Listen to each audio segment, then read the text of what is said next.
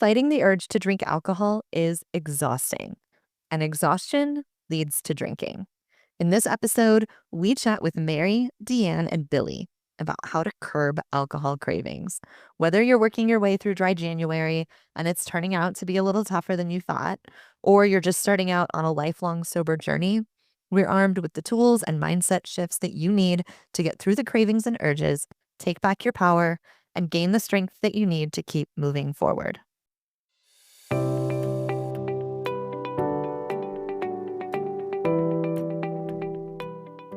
Welcome to Through the Glass Recovery Podcast, where we believe that connection is the opposite of addiction, vulnerability is the antidote to shame, and that recovery isn't just rewarding, but it's also a lot of fun. We're your hosts, Steve and Julie. Listen as we get together with friends to shed light on the hard things, talk about the other side of addiction, and how we create a life so full, there's no space left for alcohol.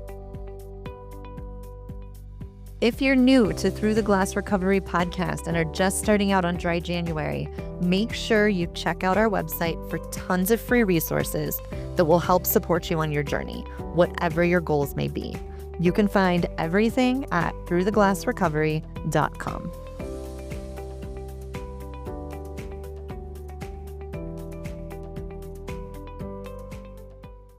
Hello and welcome, everybody. Happy New Year. So excited to be here with you guys. We have a great episode today. I know there are so many people that are just now venturing into dry January for the first time. You guys are almost a week in. And I know for a lot of people, it's like way harder than they thought it was going to be. So we are here to talk about how hard those early days can be, talk about some really great ways to get through them and support you on this dry January journey. And then we are going to continue also for the rest of the month, bringing you topics that are really relevant to that first 30-day foray into sobriety and maybe give you some encouragement if you decide to keep it going too. So before we dive into everything, we are going to have these ladies introduce themselves. And Billie, you were here most recently, so I'm going to pick on you and let you start. Perfect. So my name is Billie. I am from Salem, Oregon. I work in elder abuse. I also instruct at our state law enforcement academy. I'm a domestic violence advocate with one of our local police departments, and I also facilitate a suicide bereavement group for family members that have had losses due to suicide. And I am at about 9.5 months sober. Thanks for having me. Really cool. Yeah, thanks for being here. Thanks for coming back. Congrats on 9.5 months. And also thank you for everything you do for the community. We really appreciate that. So next up, we have DeeAnn. I was going to say that Billie is cool. Wow, right? That's really impressive. I'm DeeAnn. So I am just about 6 years into sobriety. And it's interesting because when I saw this topic, I thought to myself that I remembered how annoying it was when I was in early sobriety and all the old timers would talk about, what it's like to be in early sobriety and then what the whole thing looks like. It was so overwhelming for me sometimes to hear from people at that stage.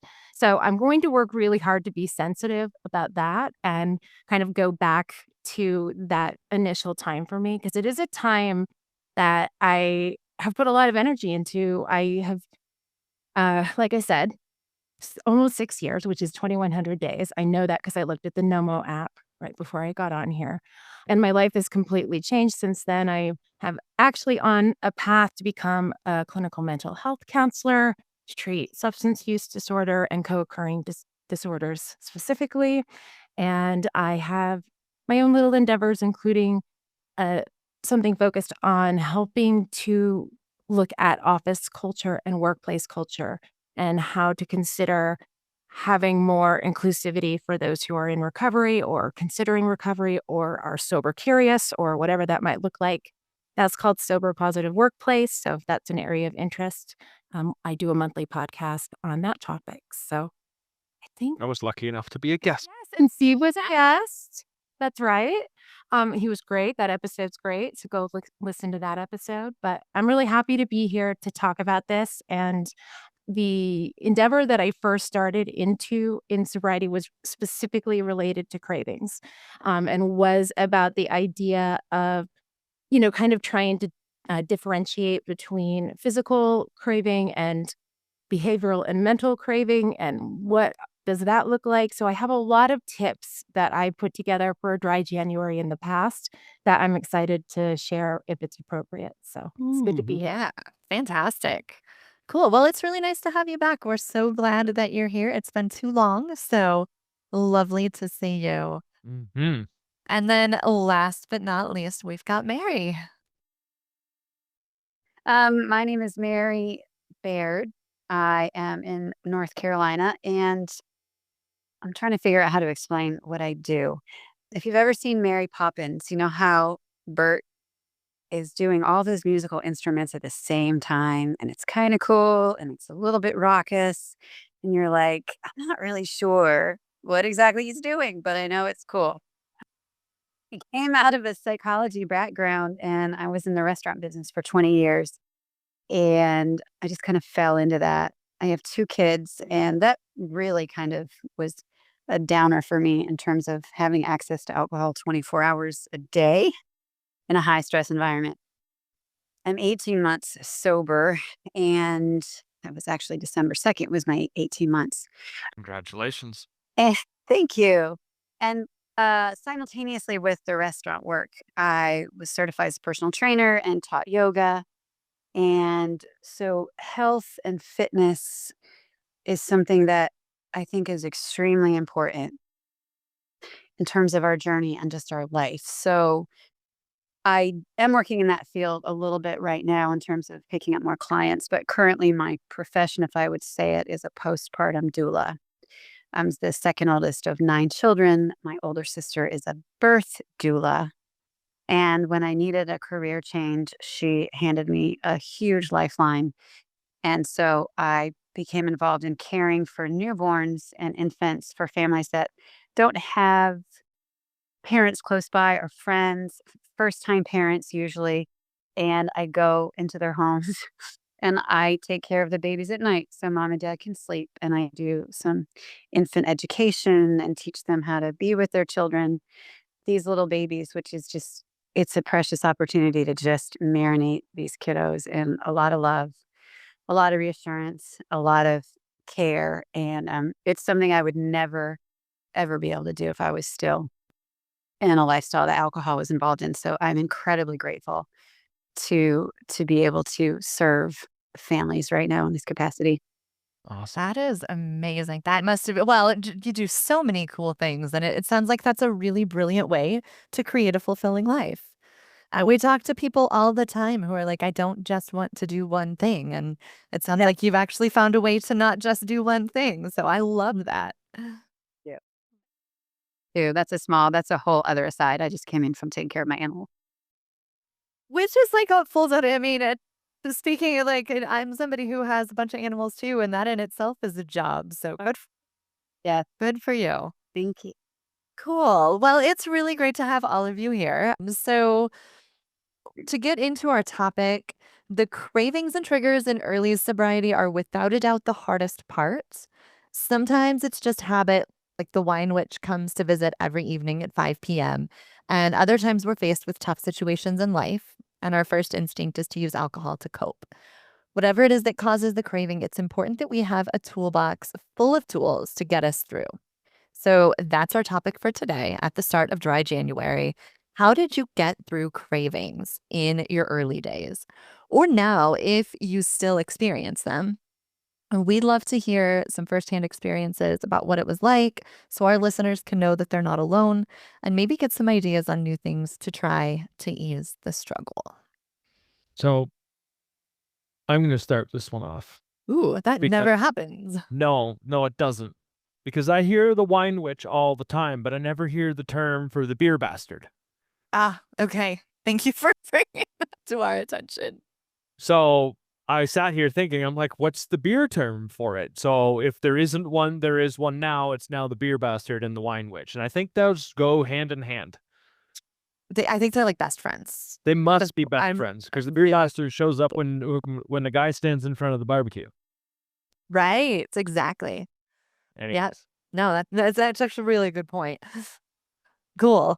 Okay. Well, anybody's welcome to actually dive in here. and then we'll just kind of have a conversation. I can go. So, the gosh, so much. For me, the wine witch was a thing, and it was breaking because that would happen, like, every single, 5 o'clock or towards the end, pretty much all day, the wine witch talked to me. But changing patterns of behavior ended up being huge for me at the beginning. So disrupting those, because I'd make dinner and I'd always have a glass of wine. So yeah, so that was huge. I also wasn't ashamed for myself to ask my doctor for help. And so for me, I actually went on medications at the beginning and I took Naltrexone. And for me, I took it for the first about 6 months. And that was very helpful on curbing those cravings. So I would recommend people that are struggling to definitely reach out to their doctors because you don't have to just white knuckle it.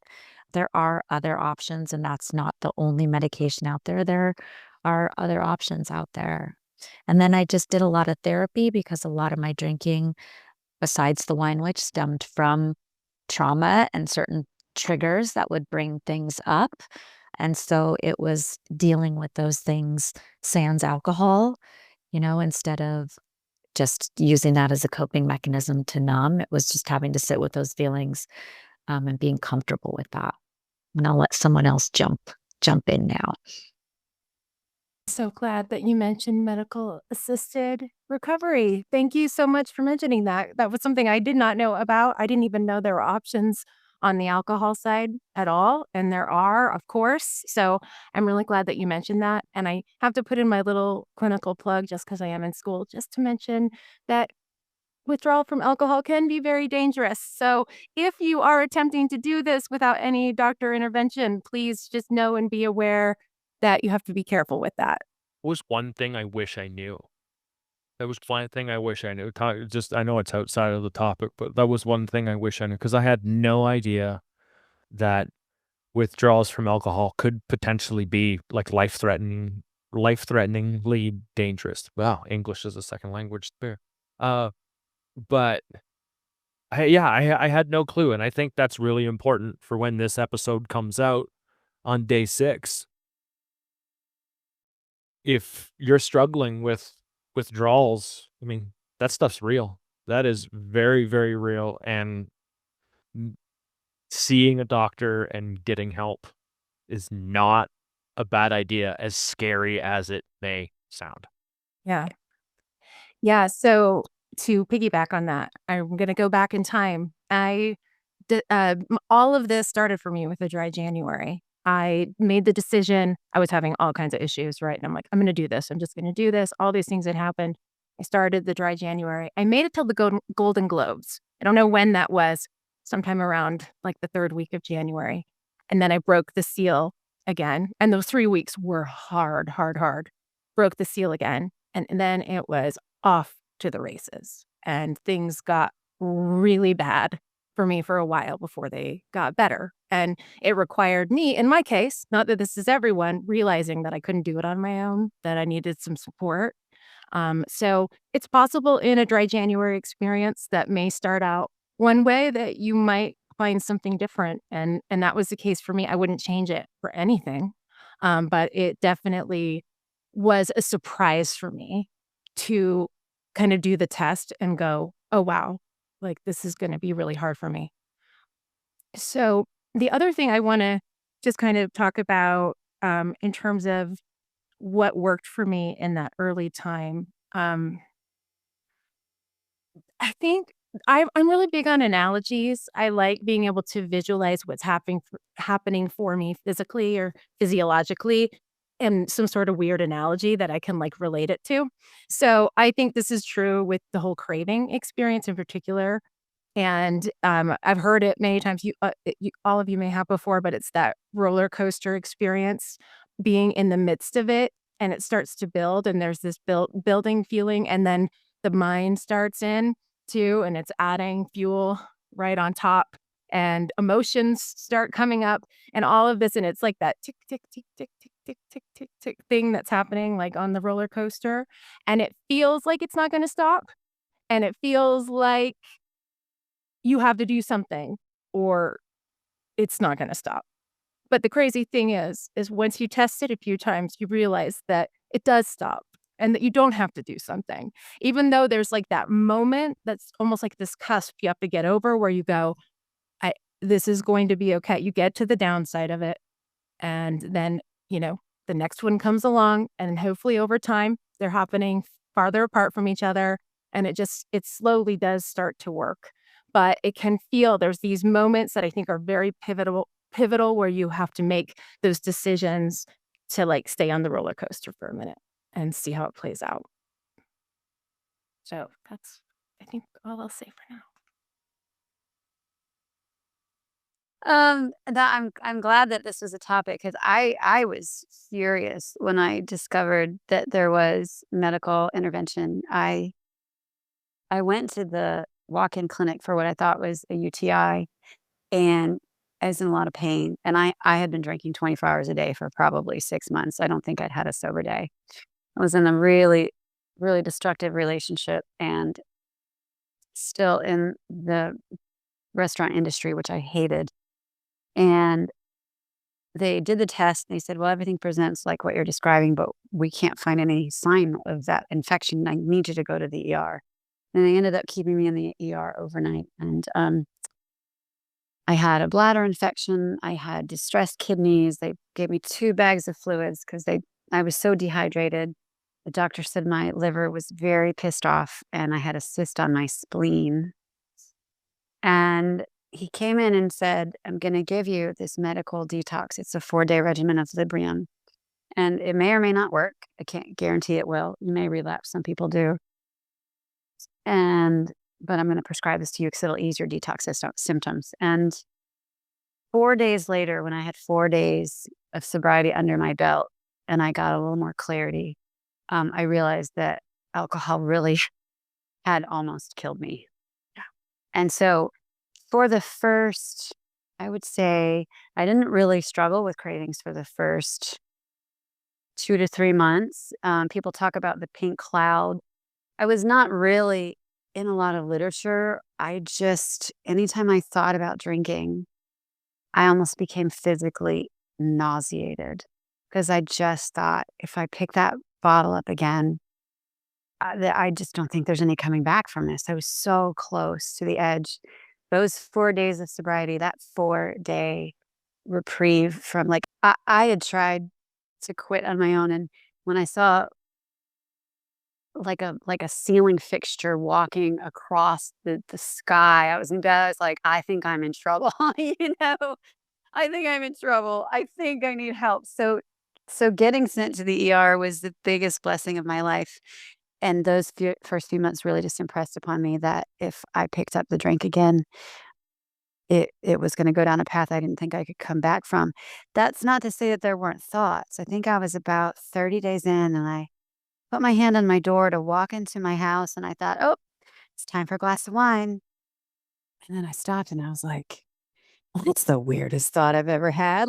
And I didn't give it any credence. I didn't give it a moment's worth of validation. I just thought, well, I don't drink anymore. So that's not even an option. And I did get a low-dose prescription for Prozac, and I used that for the first 3 months. I think that mitigated some of the cravings.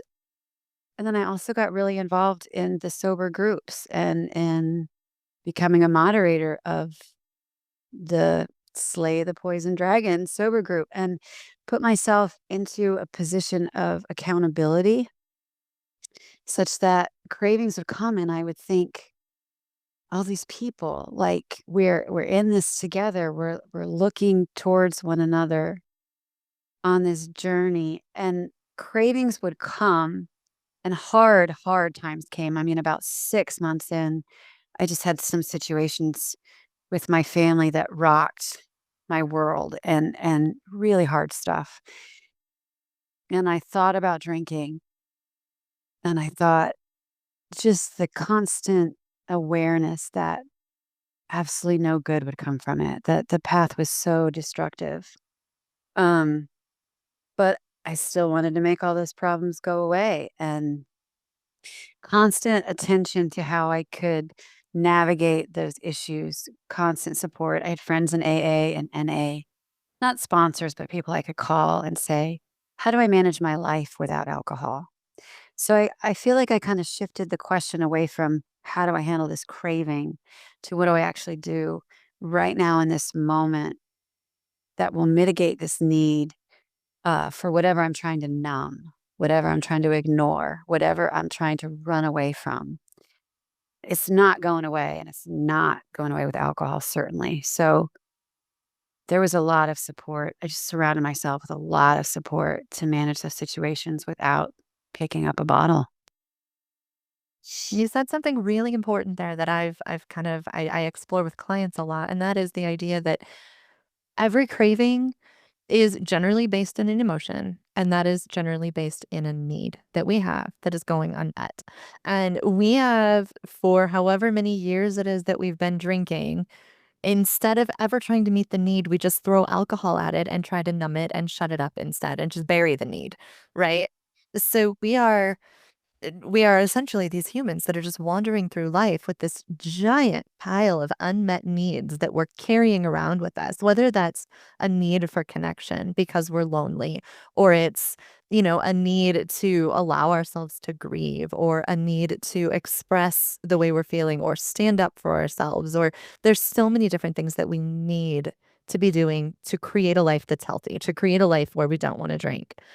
And I think that's what a craving is. A craving is like this signal. It's like this light going off in your life that here's a need that you have.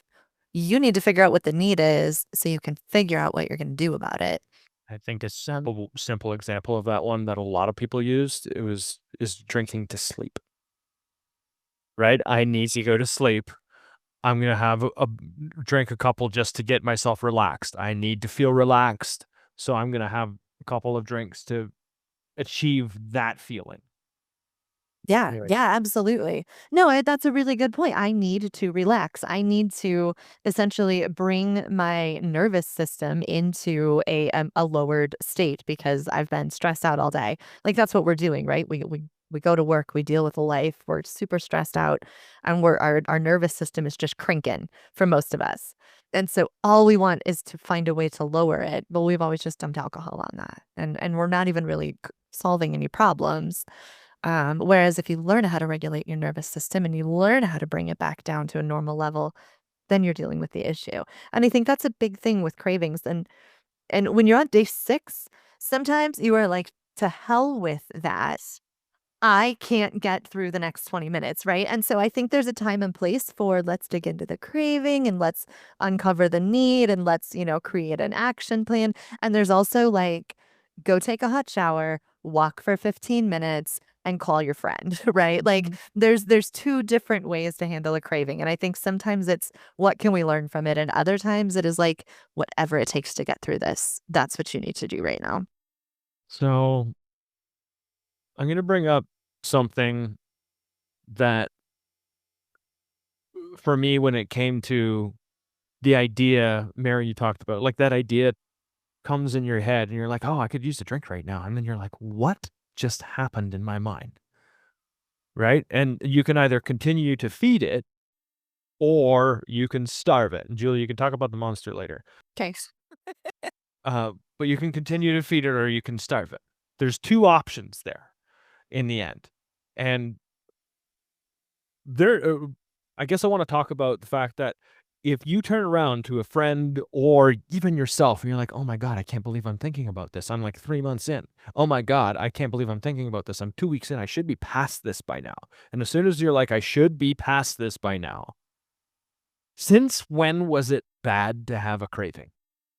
Since when was it bad to be triggered? None of those are actually bad things. They're all just signals. It's information. It's a space where I get to say, why the heck am I feeling this way? It's really hard to do that in the moment because in the moment it feels intense. especially in the beginning. It feels really intense. I don't have the time or space for the most part to separate myself from one or the other. It just feels hard. Yeah. At the same time, having the craving and having the trigger is not something to be embarrassed about. The more I became embarrassed about the fact that those thoughts crossed my mind, the harder it was for me to get over it, the more power I gave it. And if I just turned around, and I remember doing this, like 8 months sober or whatever it was, even a year and a half sober. I remember driving past like a weed place and I'm going, Jesus Christ. And I made the phone call because I just do it now. I was like, Julie, you're never going to believe this. I don't even smoke weed. But I drove past one of these dispensary things and my brain was like, why don't you give that a try? And I'm like, whoa, what am I trying to escape? There's a thing there. And if the answer is nothing, that's okay too. It's just my squirrel little brain just went for a little ride. And then whenever I give it away, it begins to lose power. And I think one of those tips, tricks, tools, whatever it is, and Mary said the accountability piece, when you add that to, okay, I'm having this quiver. English is my second language, say that for sure. Right.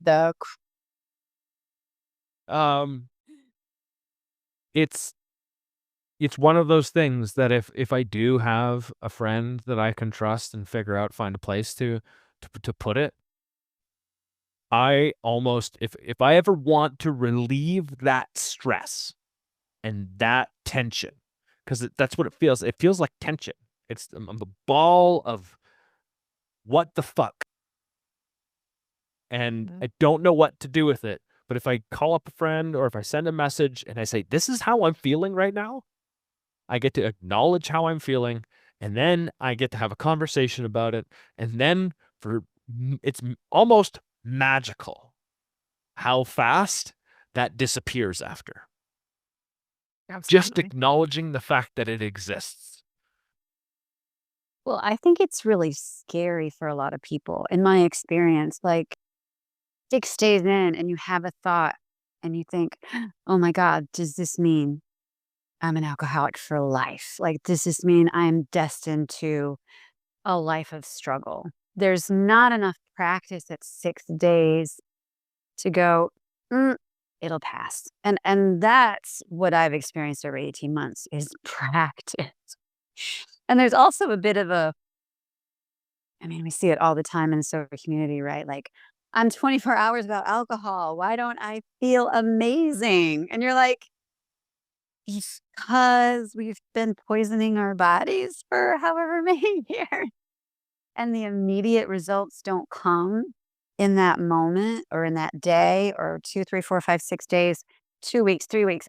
I think getting into a mindset of healing, like 6 days on, your body is healing, your mind is healing, and it's a healing journey. But when those thoughts come, like for me, I just got scared. I was like, oh my God, this means I'm never going to be able to do this. And like you were saying, Steve, you sit with it and you face that fear and you call someone and it almost immediately dissipates because what you're experiencing in that moment is true, but it's not true at the same time. And just that pause to kind of gather my wits and go, X, Y, Z, blah, these are the reasons I'm feeling this. And this is how I can move on from this in this moment. Because it was terrifying for me. I had a craving and I think that's it. I'm fucked for life. I'm never, ever, it's in my history, it's in my genes. I've lost 3 uncles and a grandfather to alcoholism. I can never escape. It didn't come up for me until 5 years ago. I'm 47 now. So I thought, but I lived my whole life about it. I have a much shorter window of being what I would consider an active addict. So I can take everything about it before that was good about my life. And I can transpose this and say, these 5 years are the anomaly. This is not who I am for the rest of my life. Yeah, I refuse. I refuse to accept that reality. I subtly refuse. I feel like you and Steve could probably have a long conversation about exactly that. That's something he's been going off about for a while too, but we can save that for a different day. I'm going to keep this on the podcast. My dog just ate a cat turd, so I had to leave. I literally sent Julie a message before I got up and left, and I said, that dog just ate a cat turd, for fuck's sakes. No doggy kisses for No, not. Bro. Welcome. So, what did I miss about what Mary said? Oh, the idea that she's not going to hold on to the, like, I'm an alcoholic identity forever. Love it. Which I think that would probably be an entirely, like, a whole podcast of its Would own. And I think love it's for that to be a podcast.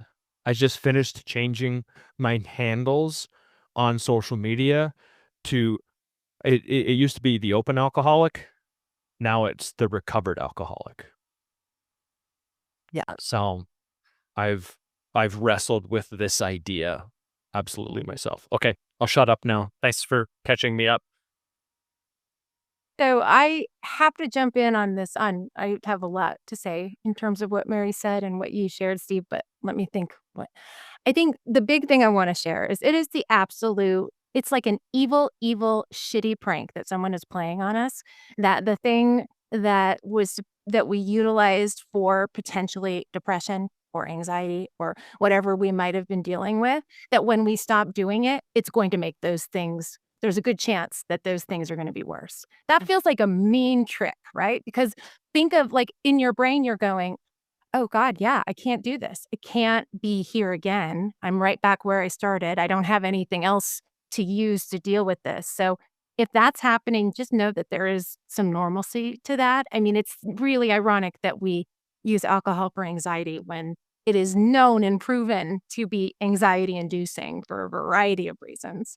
So that's just one of those mean, nasty things about it. There's also the, like, I like the evolutionary neuroscience dorky stuff. So I'm going to say one other thing that I think is really interesting that I liked learning about, which was the brain is impacted by alcohol in a lot of different ways. But one of the systems that we hear about all the time is dopamine system.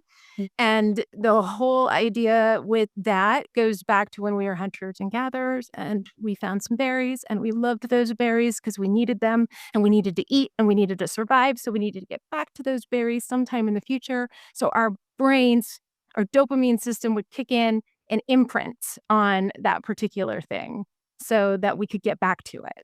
And so there are these, like, safety things that exist in our brain that cause dopamine's not the only thing that causes it, but it's a big, big contributor with the craving piece as well. So I think sorry, that's my dog. So Oh, good. Does yours eat cat turds too? he doesn't, but we have chickens along the back fence. And one time I had a chicken foot in my living room. He didn't kill it. The raccoons killed it, but he carried it in and delivered it to me to find. Oh my gosh. A chicken foot. I felt like it was an omen. I was scared.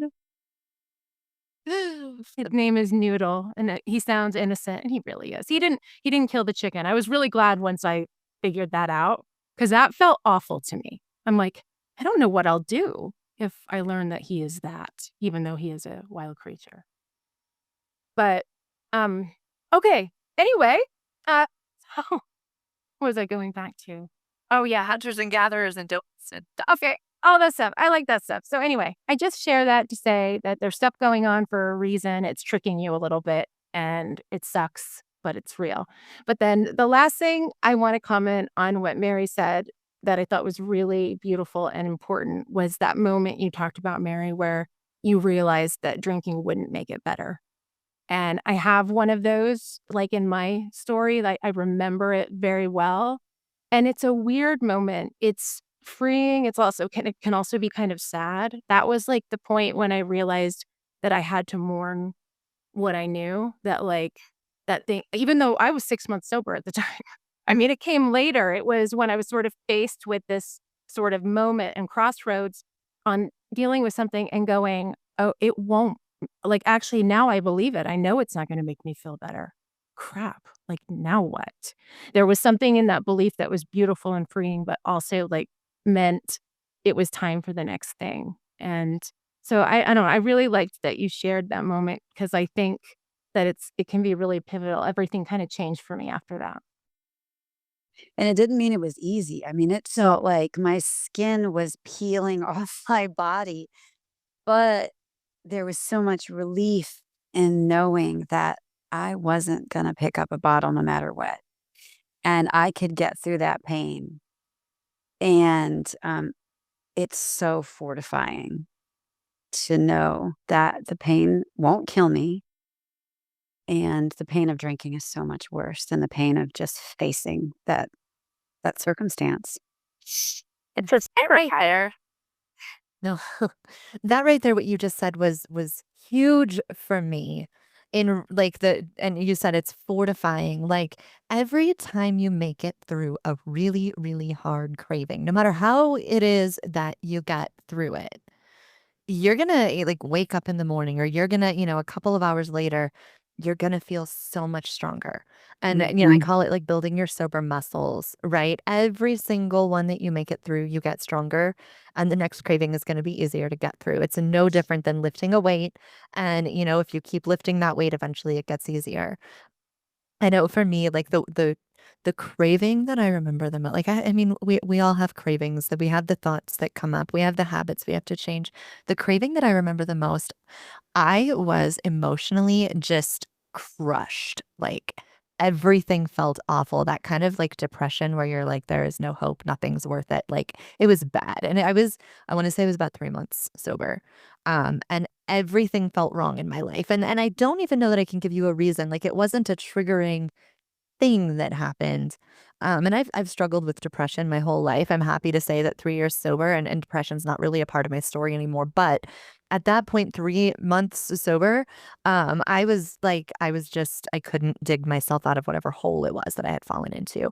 And I remember like I went for a walk 4 miles as fast as I could possibly walk, like just pushing everything that I could out of my body. And then I came home and I turned on, like, angry rage metal, and I put it in my earbuds, and I turned it up as loud as it would go, and I just, like, curled up into the fetal position on my bed, and I cried, and cried, and cried, and sobbed, like, I did not know how I was gonna get through it.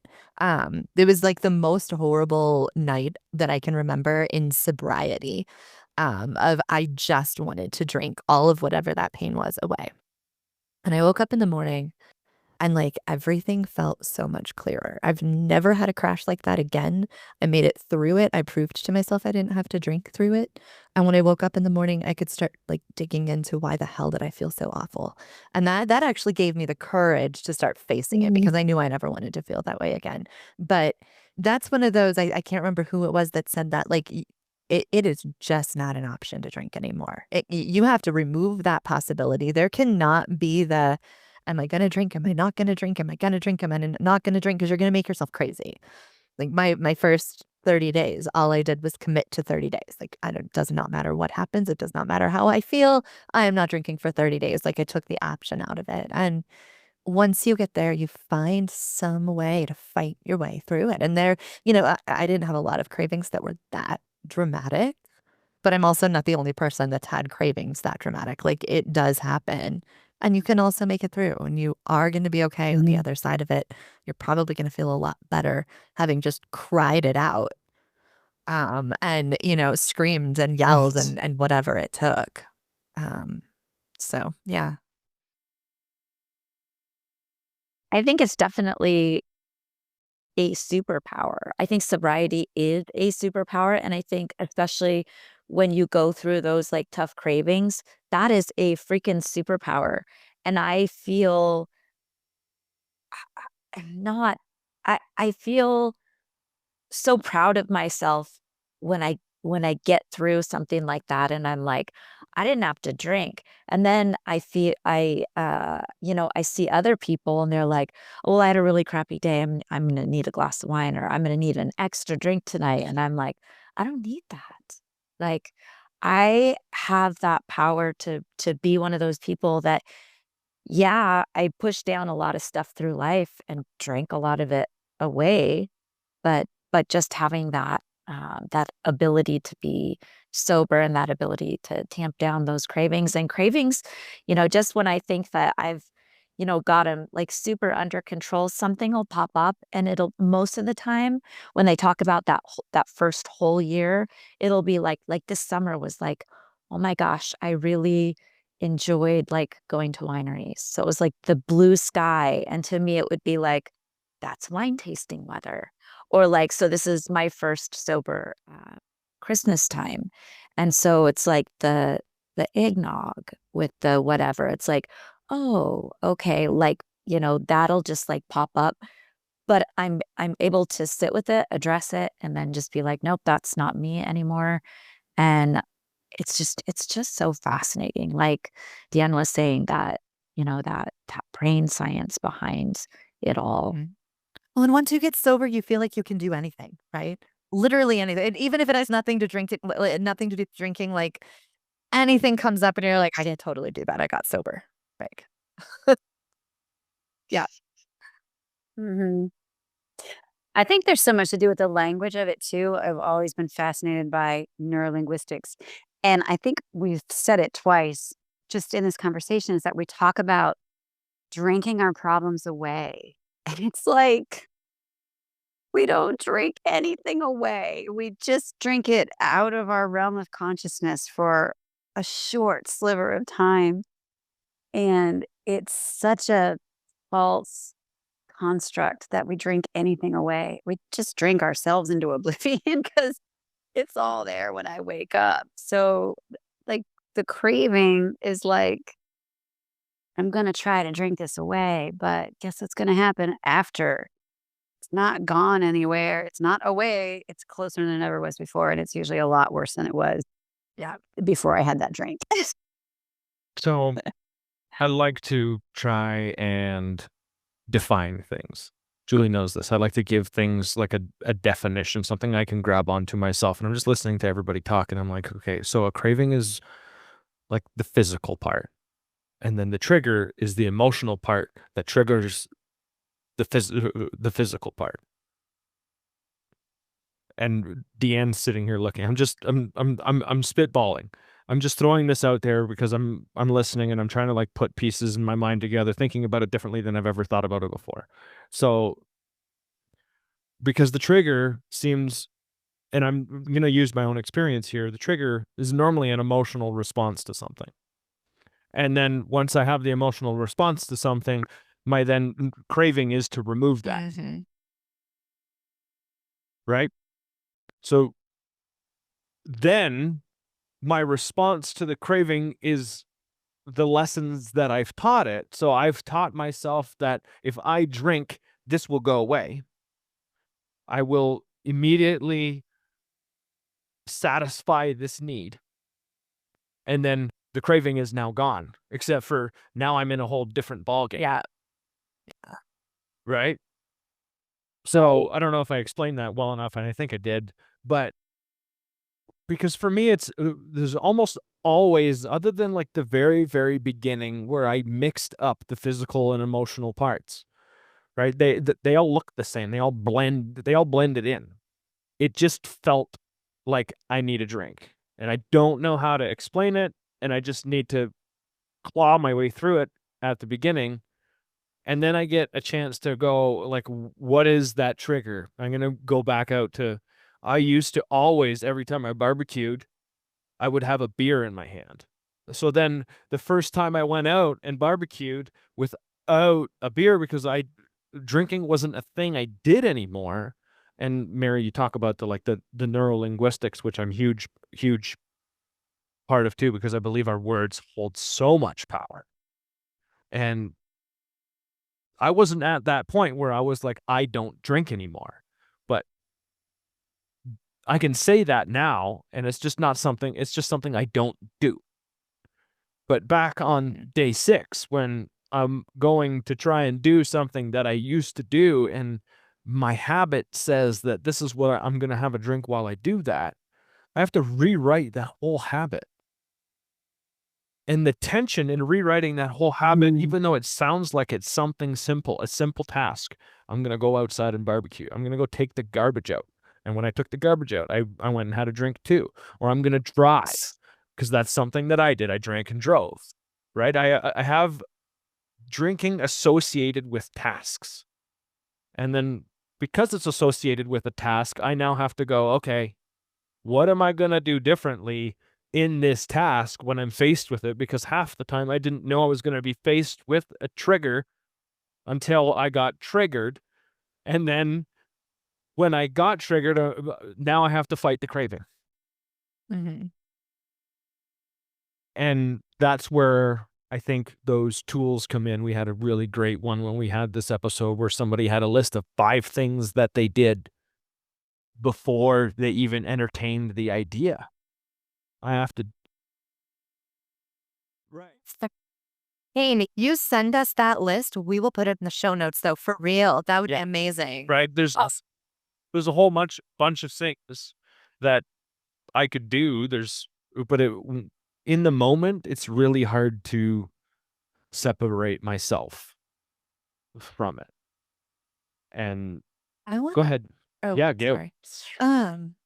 So, and this plays a little bit off of what Mary said too about the linguistics, the way that we speak about it. And I want to say it was Nick Pollard, who is known as like the people Mhm. displeaser on Instagram. He's great. He was on here one time, and he talked about how like it doesn't have to be miserable. Mhm. It might be hard, but hard does not have to equal miserable. It might be uncomfortable, but uncomfortable does not mean it has to be this horrible experience. You can change that language. You can like go straight beast mode, right? And be like, I am such a badass that I am going to fight like hell and I'm going to make it through this. And you empower yourself instead of being like, oh no, it's a craving and this is so horrible and I'm so miserable. And you can absolutely switch up just the mindset and be like, fuck yeah, I'm going to fight this. I feel like Steve mentioned earlier the alcohol monster. This is probably a great place to throw it in. So I will this is like this is the tool that worked for me like crazy. And it's my very favorite tool to share with people. So I'll try to make it a pretty quick explanation. But so the idea is that like there's this monster that lives in your brain and it is the alcohol monster, and the only way it stays alive is if you continue feeding it alcohol. So you can imagine like seriously, if you're the creative type, imagine up the most ugly, horrible, disgusting monster that you can possibly even picture in your mind. Lock it in a cage and imagine it living in your life Ex-wife. or in your brain. Sorry. I'm just kidding. Steve. Anyway, so this is this is locked in your brain, and then it starts. You don't drink for a couple of days, and it's like shit.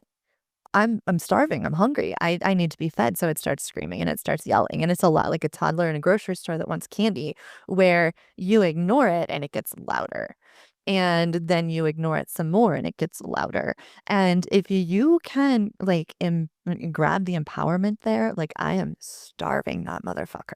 That is what I'm doing. Every time I'm like, no, I'm not going to drink, you can picture it getting weaker and getting more pitiful, and enjoy the satisfaction of actually starving this monster that's living in your brain and trying to run your life. There's like, that's the switch between cravings are so horrible and so miserable, and I hate the way this feels, to here's one more opportunity to starve the asshole in my head that's trying to run my life. And for me, that was like it made me stop hating the cravings and almost be like, oh yeah, here's another chance. I can do more. And you go 3 months of this and it's really quiet. Like it doesn't ever completely die, but by 3 months, that thing is pretty well thoroughly starved. It barely even has a voice. So when you do hear it, it's really quiet. And then like something will happen in your life, something hard and something difficult. And it'll be like, oh, here's my last chance. And it'll pipe up again and it'll start trying to scream and yell again. And you can be like, no, like you're not going to take charge of my life ever again. But I don't know, for some reason, just picturing it that way and flipping the script to I am going to starve the hell out of this thing, and the satisfaction of knowing it's suffering was really helpful for me.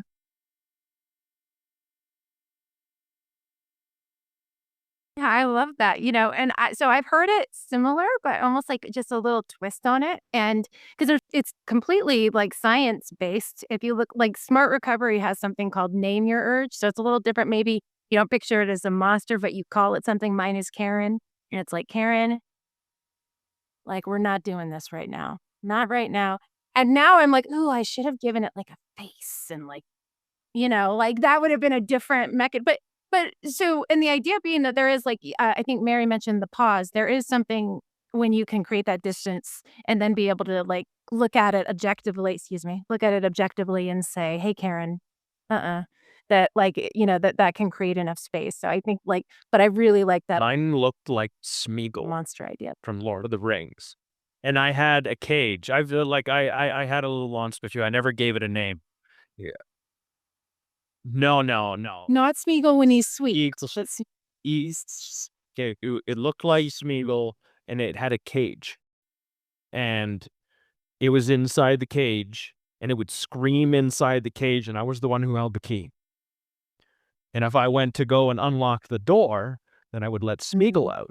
That was something I didn't wanna do, because if I let Smeagol out, then Smeagol would run the show, right? And then I'd have to dodge the prick, and I'd have to do all this other stuff, and I can only imagine. I never let Smeagol out, I don't know what that looks like. But I was the one who held the key, and as soon as I was the one who held the key, then I was the one who had the power over what I would do. I just had to deal with the screaming. That's an interesting segue into I was 6 months sober when I started taking care of infants at night, and talk about putting everything in a different context. Like, I start working with babies when they're anywhere from 1 day to 4 weeks old, and I have this baby, and it could be screaming bloody murder.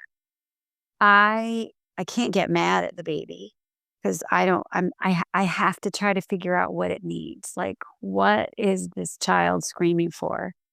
Um, there has to be a reassurance. I have to listen and I have to try to assess.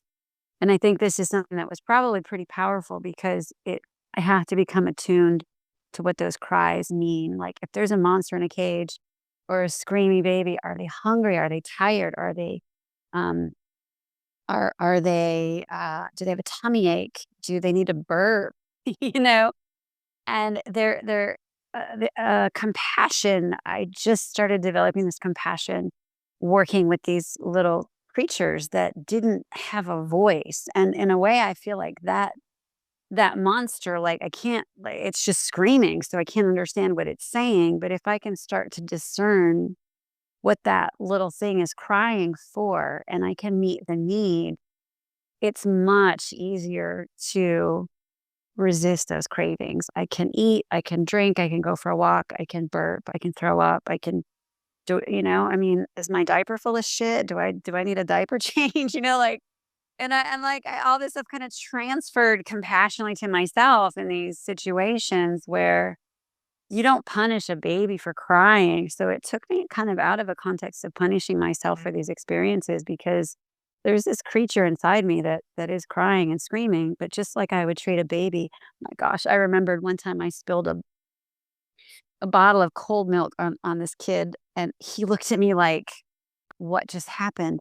But there was no condemnation. He wasn't mad at me. He was just like, whoa, what just happened?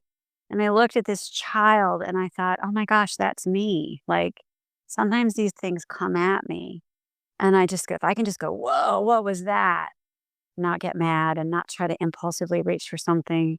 Know that my journey is my journey and just inject these elements of compassion, just like I would for these sweet little kids. I was compelled to turn that towards myself. And that was a huge game changer for me. Yeah, that's really beautiful. I I love love that yours is so full of love and compassion, and mine is like starve the mother. Well, what works, and this is one of those examples of like whatever works, whatever seems like it's connecting with your brain and your style and your whatever, grab onto it and use it Yeah. because what works for one might not work for Yeah. the other and vice versa. And so, I mean, that's why these conversations are amazing because it's so many perspectives. Right. Yep. And I think there is a lot of screaming in the beginning. Like I said, this was about 6 months into it where I could really start to look at myself with a little bit more compassion and just get past those screams in my head saying, is there a need that I can meet that might diminish this Mhm. this noise? So It is day 6 or day 60 or 6 months or 6 years. I mean, the journey evolves. I think that's also something that's just really beautiful. It evolves. And yeah, I tell people I feel like the luckiest person alive to have had these experiences because I'm not the human being I would have been. I'm not the superhero and I'm not the force to be reckoned with that I would have been if I had not journeyed through these struggles. Absolutely. Yeah. It's like trial by fire at the beginning, but you come out a lot stronger. And I'm going to say a couple things before I wrap this up, but a couple of the things that really pissed me off at the beginning were people telling me to be patient because I didn't understand what that meant. Like, be patient with yourself. And I'm like, I don't know how to fucking do that. Right? Be patient. Look at DeeAnn. I hate it. That's what I meant about like I didn't like those types of platitudes. It used to drive me Yeah. crazy. And I know everyone meant well. Be like, plus what is? Can't even guess the next. They're fucking right. Right? Like, at the same time, it's exactly at the same, and that's really why it's frustrating as hell. Because I didn't know how to relate to it. Give myself some patience. Be patient with yourself. Go easy on yourself. One day at a time. And until I could like wrap my head around that, I just got pissed off at everybody for it. And that was truth. It's good advice nonetheless. But you guys talked about changing patterns of behavior. We talked about how like cravings and triggers, they can come up as a surprise. They aren't permanent. They're not bad. They're nothing to be embarrassed about. They're nothing to be ashamed about. Putting yourself in a place of accountability. When those cravings and triggers show up, putting yourself in a place or having a place to go with it, it sounds like it helped us all out. It takes practice. And one thing that we all said, and I'm going to bring this up too before I say that, is that there is medically assisted treatment. So if it's something that you feel like you need and you're afraid of what withdrawals are going to feel like, go and see your doctor. It's important. At least get some information because information doesn't hurt. The more informed we are here, the better off, our better chance of success, plain and simple. So it's scary to admit that I need help. It's scary to admit that you need help. But when I started asking for help, that's where my progress began. And we all said this. I never want to feel that way again. It's something that in all 4 of your messages on this episode, you all said it in your own unique way. But it was one of those things that you held on to when you were having a craving and when you were triggered. I don't want to feel that way again. So I have to do something different. So I want to say thank you, Billie. Thank you, DeeAnn. And thank you, Mary, for joining us on this podcast. It was awesome. Thank you for your thoughts and your time. Thank you so much. Thank you.